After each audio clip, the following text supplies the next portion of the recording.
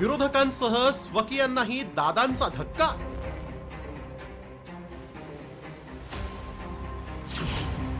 राजीनामा सोडा, मुंडेंचं थेट प्रमोशन.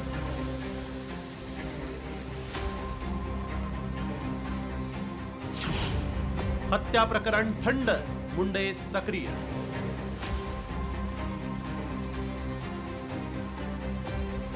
सरपंच हत्या प्रकरण आणि कृषी खात्यातील घोटाळ्यांमुळे धनंजय मुंडेंच्या मंत्रिपदाच्या राजीनाम्याची विरोधकांसह सत्ताधाऱ्यांनीही जोरदार मागणी केली.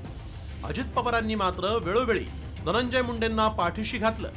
हे कमी होतं की काय? मुंडे प्रकरणात अजित पवारांनी सर्वांनाच जोरदार धक्का दिलाय. धनंजय मुंडेंची थेट पक्षाच्या कोर कमिटीत वर्णी लागली आहे. मुंडेंना प्रमोशन देऊन दादांनी राजीनामा मागणाऱ्यांच्या जखमेवर एक प्रकारे मीठच सोडलंय की काय, अशी ही चर्चा रंगली आहे. राष्ट्रवादीच्या कोर कमिटीत कुणाकुणाची वर्णी लागली ते पाहूया. अजित पवार, प्रफुल्ल पटेल, सुनील तटकरे, छगन भुजबळ, दिलीप वळसे पाटील, हसन मुश्रीफ, धनंजय मुंडे. यामुळे आता धनंजय मुंडेंना घेरणाऱ्या अंजली दमानी यांनी अजित पवारांकडून कारवाईची अपेक्षा सोडली आहे. मुंडेंच्या राजीनाम्याचा फैसला आता कोर्टातच होणार असल्याचं दमानी यांनी सांगितलंय.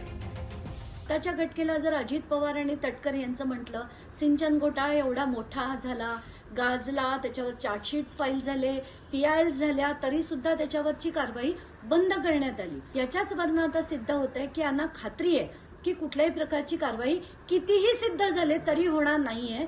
म्हणून मला असं वाटतंय की आता माझ्याकडे कोर्टात जाण्याशिवाय मार्ग उरलेला नाहीये आणि मी कोर्टात जाऊन याच्यावर कारवाई कशी, त्याचा तडाखा जोपर्यंत कोर्टाकडनं येत नाही तोपर्यंत यांच्याकडनं अपेक्षा करणं हे मूर्खपणाचं लक्षण आहे. आता याच्या पुढे मी त्यांच्याकडनं मागणी करणारच नाही. धनंजय मुंडेंवर कोणते आरोप आहेत तेही पाहूया.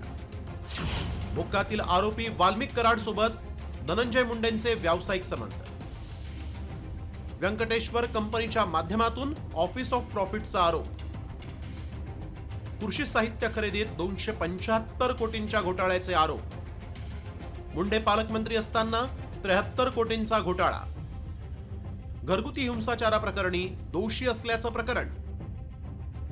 एकीकडे अजित पवारांनी मुंडेंना अभय दिलाय, तर दुसरीकडे मुंडेंवरच्या कथित घोटाळ्याची चौकशीही सुरू केली आहे. त्यामुळे धनंजय मुंडेंची चौकशी निष्पक्ष होणार का? आणि दुसरीकडे दमानी यांनी मुंडेंवर केलेले आरोप कोर्टात सिद्ध होणार का? याकडेही लक्ष लागलंय. ब्युरो रिपोर्ट, साम टीव्ही न्यूज.